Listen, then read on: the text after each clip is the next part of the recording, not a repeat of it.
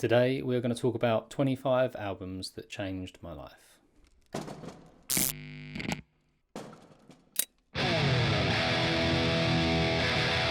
So today isn't pedal related at all, really.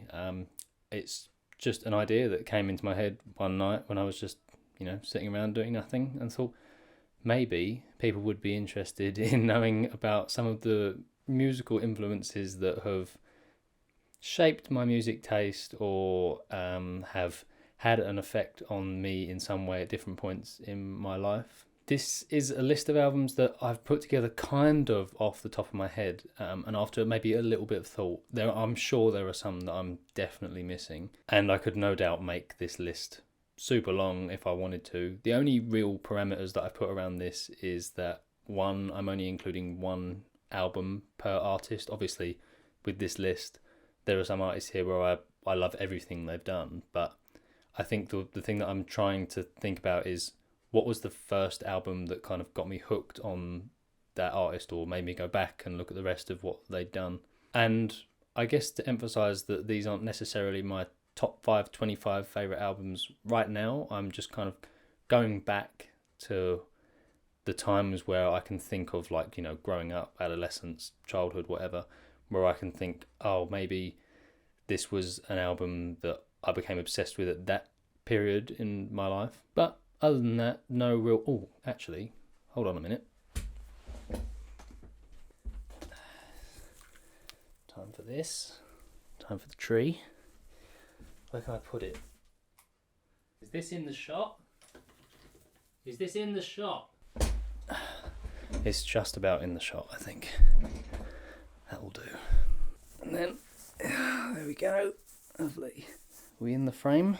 Bask in my gingerbread hat. I promise you'll forget I'm wearing it in a minute. But other than that, I'm not really putting any rules or anything around why I'm picking certain things. So just one artist, and not necessarily my very top favourite 25 albums right now. I think we'll kick off with some of the more obvious ones that I think some of you could have probably already guessed, and then maybe we'll move into some of the more, I wouldn't say obscure, but maybe lesser known or less obvious influences. So kicking off is one that you could have all definitely guessed would have been included on this list, which is Siamese Dream by the Smashing Pumpkins. Obviously, having named two pedals after Smashing Pumpkins songs, I feel it would be quite obvious that they would be included in this list in some way. Cherub Rock was, like, I guess for a lot of people, the first song they really heard from the Pumpkins. Obviously, I wasn't born when, or was very, very young when they were kind of at their peak of fame. So my first experience with the Smashing Pumpkins was on one of the Guitar Hero games where Cherub Rock was one of the songs on it. Favourite track off of that record, probably Soma. Not a super obvious one, I wouldn't have thought. It's just a mid-album track, but one of my favourite Pumpkin songs of all time.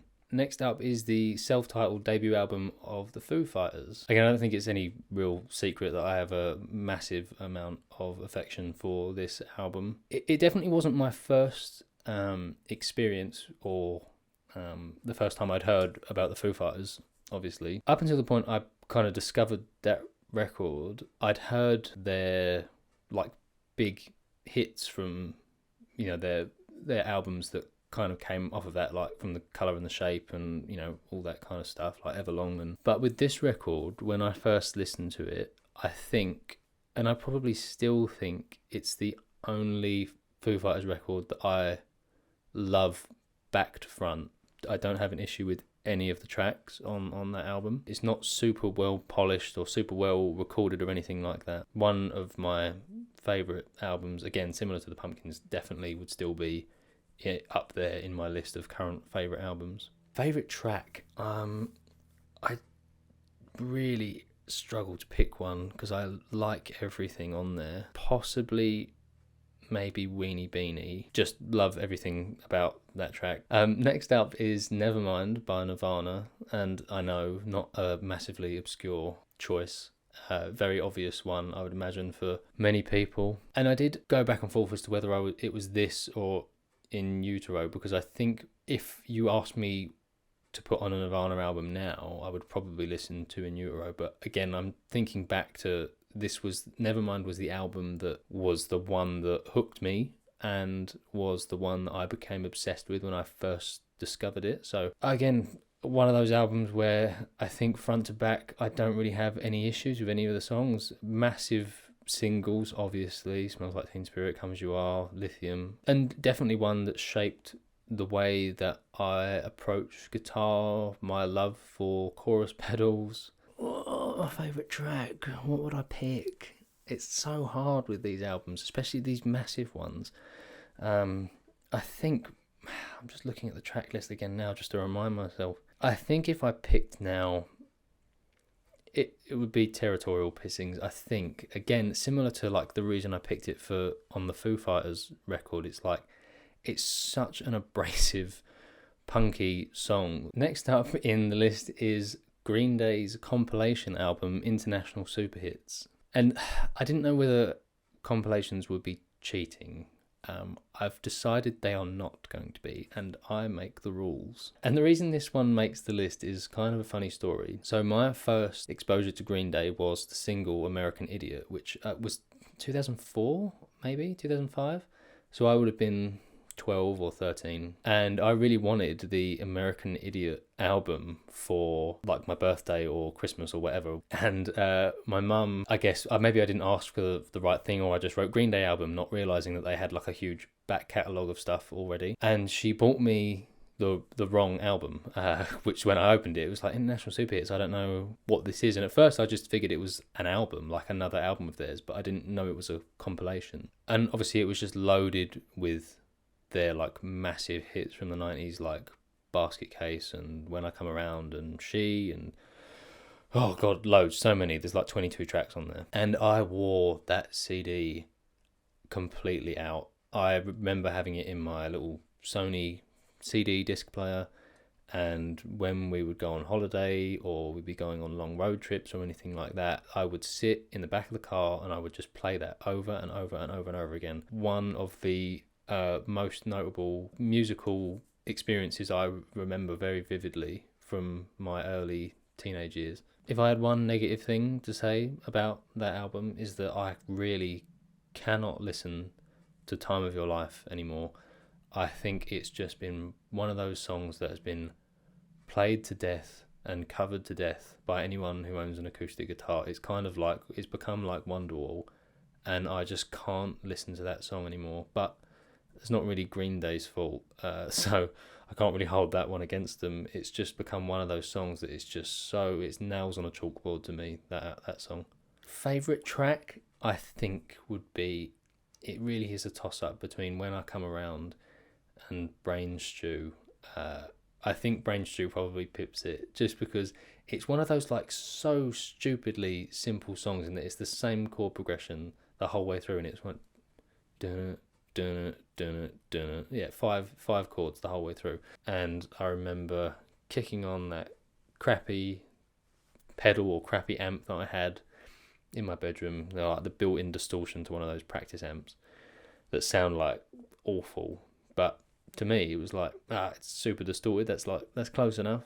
Next up is Weezer's debut self-titled album, or I guess what people know as the Blue Album. I think the thing that I find so endearing about it is that Weezer don't have very much in the way of a big rocky kind of grungy look. They look like the Chess Club, and they like the sound that comes out of the guitars on that album, and it was produced or something. Rick Ocasek from the Cars had an involvement in it, I think produced. It's such a good album and just super catchy.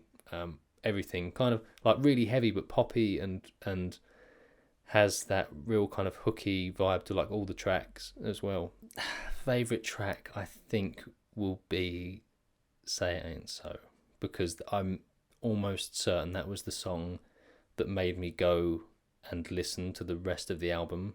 I think probably from finding the music video on like Kerrang or VH1 or whatever, one of those music channels. Moving away slightly from the rock of the 90s and into something slightly different, which is Loveless by My Bloody Valentine. I was definitely very, very late to the party on this one. I probably only found the album about 10 years ago, maybe like the early 2010s, because I was becoming more involved in guitar Facebook groups and stuff, and it got posted in there, and I was like, shoegaze, what is this? Like, and obviously it's held as like one of the, you know, the pioneers of that genre. So I was like, oh, I'll try it out. And I didn't know what I was listening to when I heard it. I was like, these, like, they're guitars, but not really. And yeah, I guess that's kind of what hooked me on, like, the creative use of guitar pedals. I don't really have like masses amount to say about this album, other than it was so different, the stuff that I had like grown up listening to and kind of forged into this little area. But I really liked what I was hearing. It was very weird and very surreal, which I guess is the kind of point of that whole album. Favourite track? I mean, obviously it's Only Shallow. It's the first track on the album. It's the kind of leading single, I think, for that album. So it was the first thing I heard, and it's just like such a crazy way to kick off what is a crazy album. Continuing on down that weird kind of dreamy psych vibe, to an album that I discovered when it came out, actually, it's been one of my favourites since it came out, is Currents by Tame Impala. Relatively scarce in terms of guitar compared to the albums I've been talking about so far. It was the first album, I think the only track I'd heard of Tame Impala prior to Currents was Elephant. Yeah, for whatever reason, I just hadn't dug back into their back catalogue. And that was definitely what got me hooked on going back. I mean, I love Inner Speaker, I love Lonerism. Not as big of a fan of their most recent album, The Slow Rush. It's a bit housey for me, maybe, but still not a bad record. Super catchy. I know for some people they say that like him singing in that kind of falsetto voice for the whole album is a bit much, but it doesn't bother me. Modern classic, I think, in my opinion, and I think many people hold that opinion as well. It's definitely a breakout record for him, kind of moving away from psychedelic rock kind of stuff, because to me the first two albums, as great as they are, they kind of sound like if you stuck the Beatles through a phaser pedal, and that's kind of what those first two albums sound like to me. Favourite track, again, I don't know why this is so difficult to do. I think maybe Let It Happen, the opener to the album, because it's like 7 or 8 minutes or something crazy. It's a really long track, and it kind of skirts through all these different areas, finishes with like the best kind of synthy guitar riff I think I've ever heard. Yeah, brilliant track, brilliant album. This next one's slightly more obscure. It is the album Stuck in a Void by the band High Low. High Low is a local band to me in that they are in Essex, and the lead singer Steve is the owner of Ray Gun Effects. I've gone into detail about how Ray Gun have been a big inspiration in me even starting Xander and stuff before. Go and check out some of the other Storytime videos for like the history of the company and stuff if you want to know more about that. Prior to me actually even knowing that Steve was the owner of Ray Gun, I really loved the band that he was in, which is High Low. And I'd seen him a couple of times at the local music venue. Loved what I heard. Really good for fans of Weezer, Feeder. Favourite track, I think, would be Mustard Man. It has this really cool like melodic riff that runs through it. Really amazing solo. I think one of my favourite guitar solos. In that it's kind of melodic but still kind of dissonant and crazy at the same time. Yeah, great track, great album. If you haven't heard of them, please go and give them a listen. Staying on that theme of slightly more obscure records, the next one in the list is the album Jar by Superheaven. Some of you may know them by their previous name Daylight. And this album is like front to back, like grunge, throwback, just crushing guitar sounds. Not super fast on most of the tracks, but I kind of like that. It's got that real kind of slow, grungy, almost kind of stonery vibe to it. To me, it kind of has that Nevermind thing going for it, where not that they sound anything alike, these albums, but capturing both being really heavy without being inaccessible, for me anyway. And if you listen to any of the demos of the more recent pedals that I've released, like the American Geek and the Cranium, you will have heard the influence of this album all over it. And it will be very obvious if you go and listen to that album now if you haven't heard it, and then go and listen to those demos, that there's definitely a heavy influence on those tracks. Favourite track, I think, will be Youngest Daughter. Really cool intro with like a flanger on it. Yeah, love it. Great track. Well, staying in that lane, actually, is a band that Superheaven credited as like being a heavy influence on them, which is the band Basement, and their album COLOURMEINKINDNESS. It has a similar vibe to the Superheaven album, to be honest. Maybe a bit more metal influence, I would say. There's like more like palm muting and stuff, and like faster. I think overall the album is a bit faster, but again has that equally like poppy, catchy hook on a lot of the songs that I think is kind of what makes it a great album. But weirdly though, I think my favourite track on the album is Pine, which is a largely pretty clean and upbeat song. Couldn't really tell you why, I just really like it. God, we really are jumping all over the place here, because I'm going back to my early teenage years, to 2005, and the debut Arctic Monkeys album, Whatever People Say I Am, That's What I'm Not. But this first album in the UK was everywhere, and so was, I think it was the second single, which was I Bet You Look Good on the Dance Floor, which you have probably heard. And again, I think that song in particular has become popular to a fault almost, in that I think any song that becomes a chant at a sports game becomes immediately grating to me. Like when people like sing the guitar riff or the melody or whatever, like go like like along to whatever it is they're playing, just really grates on me. And now I'm even confusing myself as to what they were, because that one, I'm saying it was I Bet You Look Good on the Dance Floor that people started singing at sports songs, but I think it was When the Sun Goes Down. But before that happened, this is one of those albums that I could play it now and I could sing every single word on that album without even, I have not listened to that album front to back in years, but I could 100% sing it because I just wore it out on the CD when I first got it.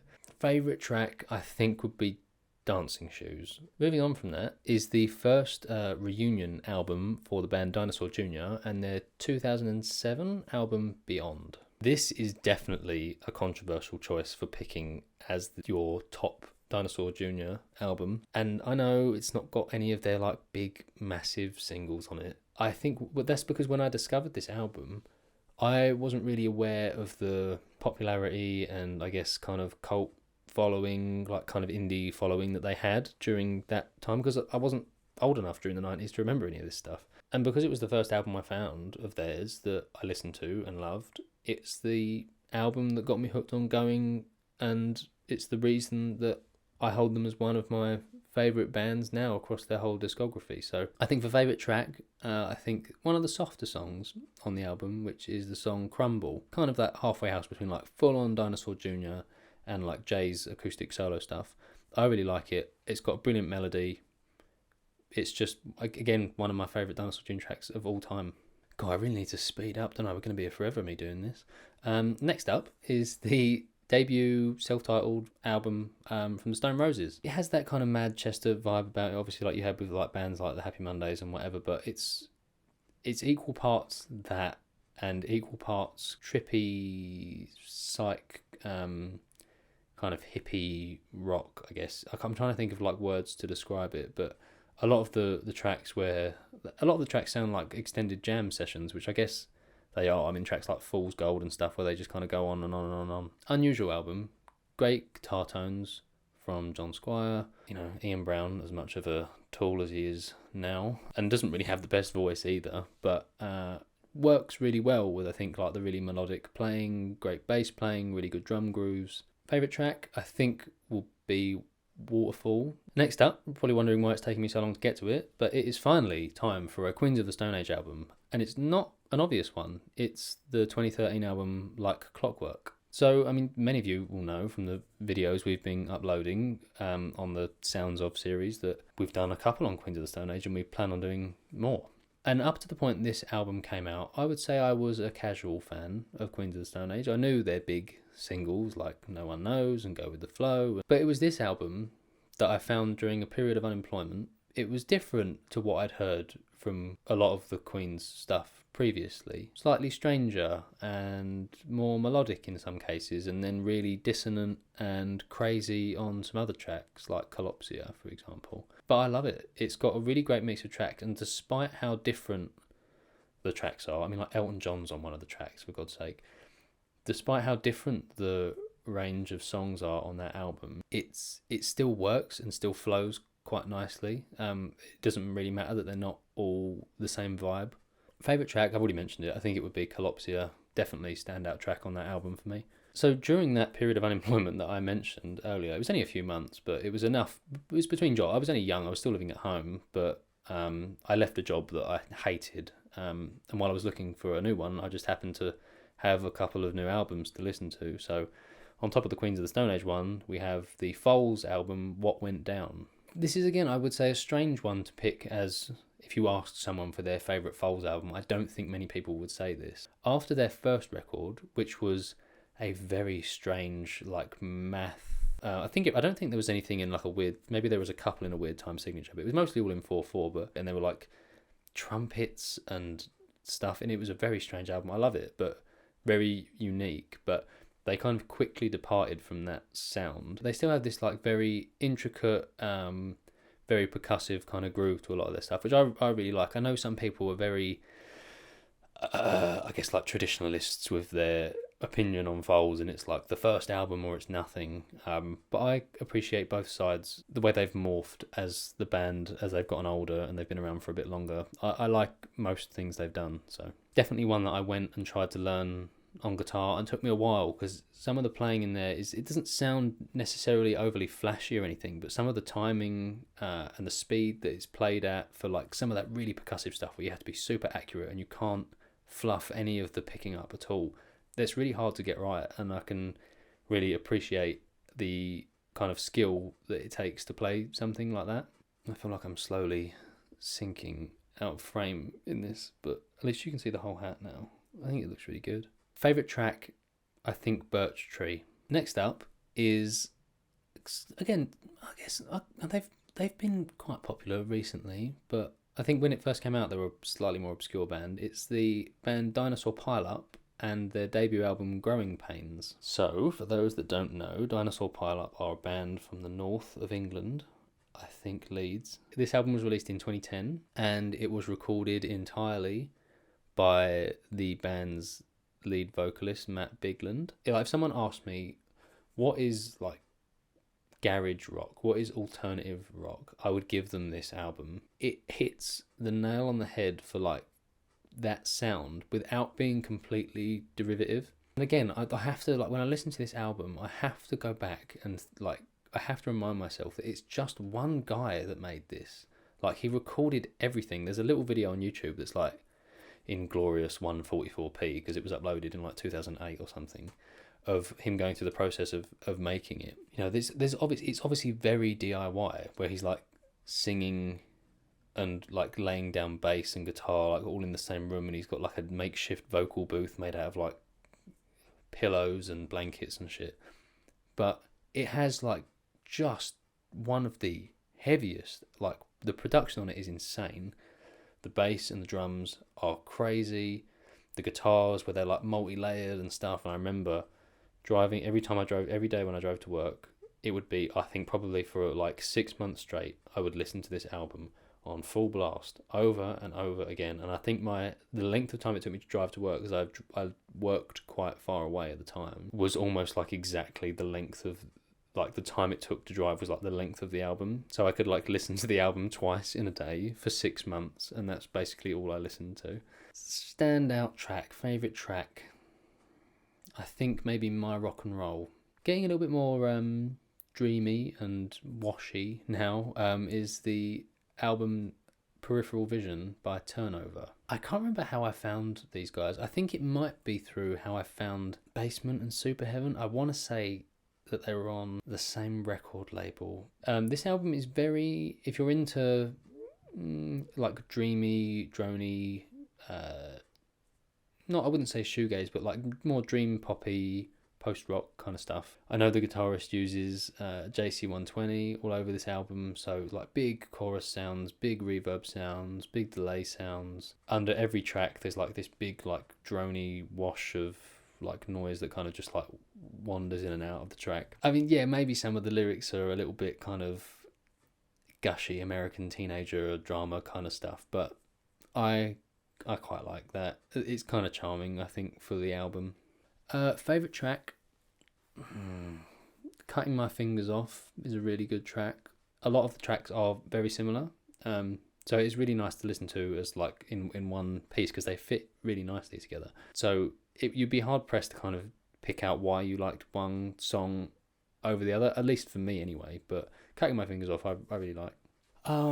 Moving on is the Built to Spill album, Untethered Moon. A fairly recent one, I guess, in the context of Built to Spill's discography, which I think spans most of the 90s. I know exactly how I found Built to Spill, and it was from watching the Dinosaur Jr. Rig Rundown video, I think the first one they did, and Jay was talking about a pedal that he had on his board, which was like a Super Fuzz clone, I think, and I want to say it was one of the guys from, I don't know if it was Doug, the lead singer, but one of the guys from Built to Spill built that fuzz pedal. And I was like, oh, I wonder who Built to Spill are. Because I was like, if Jay knows them and likes them or whatever, then maybe, I like Dinosaur Jr., so I'll check out Built to Spill. Yeah, really liked them. And since then, I've gone back and discovered a lot of their older stuff and really like that. We've done a Sounds Of video on the channel. Favourite track for me, Living Zoo. I don't know if it's the opener, but it's like near the front of the album. Just when I heard the beginning guitar riff is like so strange, like the chord voicings and stuff they use, like all over the whole discography. Doug uses some really strange chords, and the way the track kind of starts off fairly slow and then naturally speeds up, and you can tell that it's kind of like probably not all playing live at one time, but it very much sounds like a real band like playing live, and you know, where they kind of drift up in and out of tempo and stuff. It's really, really interesting, and not something you really hear. Going back to a classic now, which is the Talking Heads album Remain in Light. So like most people, even if you're not a Talking Heads fan, you've probably heard Once in a Lifetime, like I suppose arguably one of their biggest singles. But after hearing Once in a Lifetime, I was like, this is really kind of strange. And my dad had always talked about Talking Heads being like one of his, like a standout memory for him, like bands from the 80s. And I was always, you know, just being a teenager or whatever, just being like, you know, dismissing it and thinking, oh, it's just, you know, old man with his old music or whatever. But then I went and listened to it and really liked it. It's just a very strange album with influences kind of all over the place, with like some kind of like a lot of like African influences and a lot of like, I would say, kind of Spanish or South American influences in like some of the drumming and stuff. Slap bass, what sounds like kind of funk stuff, which is really cool. Loads of glitchy sampling and stuff like that, which I guess was kind of strange for the time when it came out, because I guess it would have had to have been done, a lot of it would have been done in analog. Great album, love it. Nothing bad to say about it, really. Favourite track, the opener, probably, Born Under Punches. It would either be that or Once in a Lifetime. I guess because that's the, you know, Once in a Lifetime is the song that got me to go to the album, which then got me to go into like the rest of their stuff. So one of those two. But next up is the self-titled debut album from Darwin Dees. Very much in that vein of, you know, it came out in 2009. I wouldn't say it was the height, but it was still very popular. We were going through this kind of indie rock like peak, I guess, which was good. It was, you know, I was in secondary school at the time, so it was, you know, that was the stuff I was listening to. Might not have necessarily been like the popular thing to listen to, but it was what I enjoyed. It's got very strange chords, and I was like, I don't know, I was like trying to figure out like how to play stuff again, because I was like getting into guitar and whatever. I love the guitar tone. It's this very, initially you think, oh, it's distorted, but it's not really distorted. I think it's just a very loud, clean like very loud amp, maybe going through a compressor or something. The guy plays like a Squire Strat. Maybe not even, maybe an Affinity, but like definitely not a Fender. I've definitely seen Squire on the headstock. I can't remember the tuning, but I know for a fact, if I'm remembering this correctly, both the E strings are removed, so you've just got the 4 middle strings, and then he has like a strange tuning for the remaining 4 strings, and I guess that's how he gets these kind of strange chord voicings and chord progressions and stuff that I don't think you will be able to play very easily in standard tuning. Standout track for me as a favourite would be maybe DNA. And yes, every time I think of Darwin D's, I think of these nuts. Yeah, sorry, but it is what it is. Right, 5 left to go. Again, these aren't in any order. These are just, I've just made a list on my phone. I'm just kind of randomly going through them and just picking out ones that I fancy talking about as I get to them. Next up is the self-titled debut from Vampire Weekend. This is showing the epitome of that indie rock peak that I mentioned before. I think this was 2007, or near then anyway. It's like weird, like collegiate Oxford, not Oxford, it's because it would be American, so what would it be like, what's the big universities? Why is my brain just not working today? It's because it's the hat, probably. American colleges, famous. Harvard, oh my god. Yale, yes. Those kind of places. That's what I'm thinking of. That's kind of what it sounds like to me. It sounds like it's.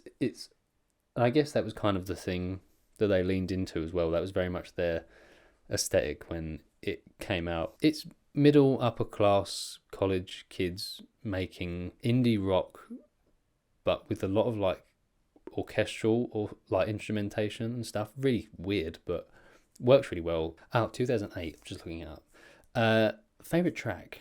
I am just going through the track list again. It's Oxford Comma. I think it's got to be. I love that song. I haven't really followed on much Vampire Weekend stuff, so maybe I need to dig into what they've been doing since then. Next up is the Minus the Bear album, and I apologise for, presumably this is Spanish, so I apologise for my pronunciation. Menos El Oso. This one, I cannot remember how I found. I think I might have just randomly stumbled upon one track on YouTube. The guitar playing is insane. It has this weird kind of glitchy... It sounds like the pedals are being run through like some weird kind of glitchy effects pedal, but I don't think they are. I think that's just how they're playing. When I heard it, I was like, oh my god, I've never heard a guitar sound or be played this way before. And definitely very different to the stuff that I've been listening to. Yeah, not massive amounts to say about this album, other than just it was just a very strange experience to hear it for the first time all the way through, and one that I went back and listened to multiple times. I don't really know too much about Minus the Bear. I've not really dug much into the rest of their discography, really, but it was just an album that I remember listening to on repeat for a period of time. Favourite track? I think probably Memphis and 53rd is my top one from that album. Yeah, great album. Go and give it a listen. Next up in the list is the album This Old Dog by Mac DeMarco. I know with a lot of these, many people would probably pick, Salad Days or Mac DeMarco 2. For me, my first kind of exposure to Mac was the song Still Beating, which is from this album. And that song made me go and check out the rest of his stuff. And I'd seen a bit of like talk on, forums and stuff about Mac. And I never really thought to like check it out or whatever, but really love his playing style, which is why we did a Sounds Of video on him, because he's got some great tracks over his discography. Really unique sound. He uses chorus, which isn't like a unique effect, but the way he plays definitely is. Everything just like slides into, like, everything he plays just sounds so fluid. I really like his like very syrupy, warbly playing, which obviously is enhanced by the fact that he uses heavy chorus and vibrato on almost everything. But yeah, love this album. Great track. I think one of the standout tracks for me that would be probably my favourite, which weirdly doesn't have any of his like trademark guitar playing on it really, other than a few acoustic chords, is the song My Old Man. Okay, so the penultimate album, again not in any order, but second from last, is the album. I wish they'd made. I'd like this album even more if they made it easy to say. Is the album Is the Is Are by diiv. Again, similar, not similar to the Turnover record, but in that same vein of very reverbed, washed out, delayed guitar stuff. This album is just full of that sound, and it's one that I really like. I definitely discovered this. When was it released? 2016. Yeah, I was definitely well into guitar effects and stuff. That was the year that I started Xander, so definitely timed in very well with like the kind of peak of my obsession with guitar pedals, which ultimately ended up in me forming Pedal Company. So this definitely played into like the vibe and stuff that I was, looking for music that had like great guitar sounds at the time. Very dreamy. Like I'm sure like every instrument has reverb on it. Like the whole thing is just so spaced out and like distant. Especially if you're listening to it on like a good set of speakers where you kind of get the stereo stuff going. You just kind of get immersed in. It's like the whole album's like underwater. It's great. The standout track, favorite track for me, would be the one that introduced me to the album, which was, presumably like a fairly big single, Under the Sun. Really like diiv. Really like this album. Wish they'd named it something else that was easier to say. And lastly, we're finishing strong with another compilation album, so I'm sorry. Also slightly different in that this is not...